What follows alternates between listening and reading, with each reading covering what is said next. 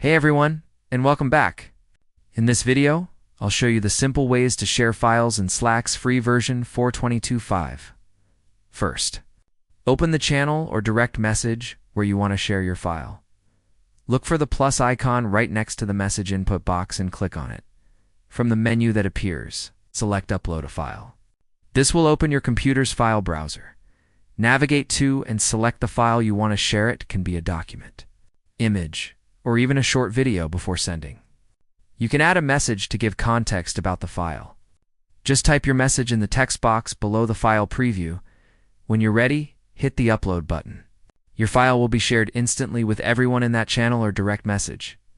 You can also drag and drop files directly from your computer into the message area for even faster sharing. And that's it.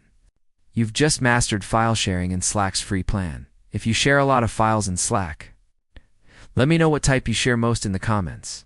See you in the next one.